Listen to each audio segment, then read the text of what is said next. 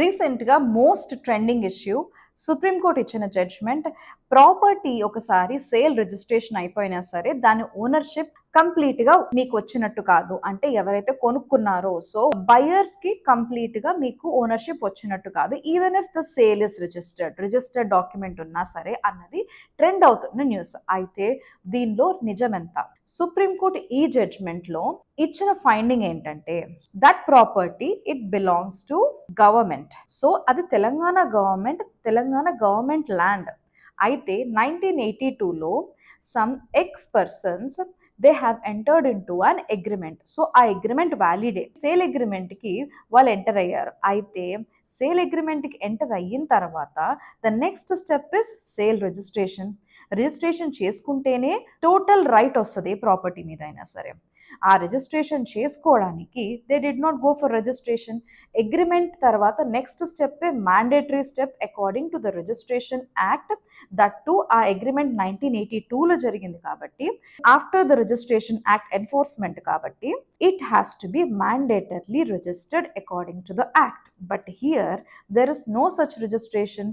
So registration లేకుండా sale agreement base చేసుకుని ఇప్పుడు ఎవరైతే ఈ కేసు వేశారో ఆ పిటిషనర్స్ వాళ్ళు ఆ ప్రాపర్టీని కొనుక్కున్నారనమాట. సేల్ అగ్రిమెంట్ బేస్ చేసుకుని ఒక హౌసింగ్ ప్రైవేట్ లిమిటెడ్ అంటే ఒక వెంచర్ వాళ్ళు they have sold the properties to these petitioners. So ఎప్పుడైతే అమ్మేవాడికి అంటే మనం ఎవరి దగ్గర నుంచి అయితే కొనుక్కుంటున్నామో వాళ్ళకే ప్రాపర్టీ మీద రైట్ లేనప్పుడు, వాళ్ళకే ప్రాపర్ టైటిల్ లేనప్పుడు the next person will not have any title over the property.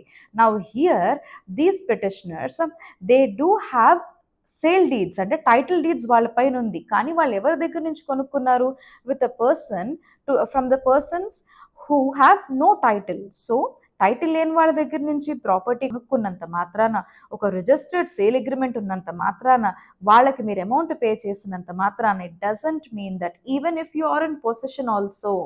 ఒక చెల్లని డాక్యుమెంట్ తీసుకొని ఈ కోర్టులో లీగల్గా చెల్లని డాక్యుమెంట్ తీసుకొని మేము పొసెషన్లో ఉన్నాము, మేము ఎక్స్ పర్సన్ దగ్గర నుంచి కొనుక్కున్నాము అంటే కుదరదు. ఆ కేసులో ఎవరైతే కేసు వేశారో ఆ పిటిషనర్స్కి సేల్ డీడ్స్ ఉన్నాయి, రిజిస్టర్డ్ సేల్ డీడ్స్ ఉన్నాయి. బట్ వాళ్ళు ఎవరి దగ్గర నుంచి అయితే కొనుక్కున్నారో వాళ్ళకే రైట్ లేదు కాబట్టి వీళ్ళకి కూడా రైట్ లేదు.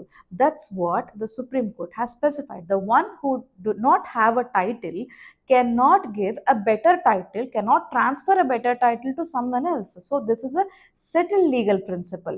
Now that మొత్తం అంత మీడియాలో కానీ లేకపోతే సోషల్ మీడియాలో చాలా రకరకాల interpretations, that is wrong interpretation of this judgment. That title deed ఉన్నా సరే అంటే సేల్ డీడ్ కానీ రిజిస్టర్డ్ డీడ్ ఉన్నా సరే మీకు ఓనర్షిప్ రాదు అని అంటాకి లేదు. The registered sale deed or registered conveyance deed, any form of registered conveyance deed gives the right over the property. ఆ రైట్ని అంటే మనం ఎవరి దగ్గర నుంచి కొనుక్కుంటున్నాం అన్నది ఎలా చెక్ చేసుకోవాలి అంటే ఈసీ చూసుకోవాలి, ఎన్కంబరెన్స్ సర్టిఫికేట్ చెక్ చేసుకోవాలి, ఇంకా డౌట్ ఉంటే కనుక పేపర్ పబ్లికేషన్ వేయాలి.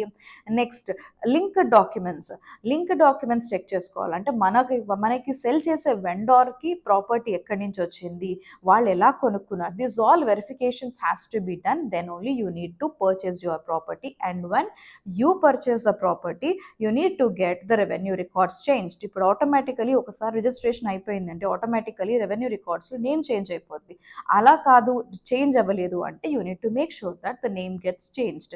అల్టిమేట్గా ఇవన్నిటితో పాటు ఫస్ట్ మెయిన్ పాయింట్, మీరు ఎవరి దగ్గర నుంచి అయితే కొనుక్కుంటున్నారో వాళ్ళకి వ్యాలిడ్ టైటిల్ ఉండాలి. అప్పుడే you will get the valid title.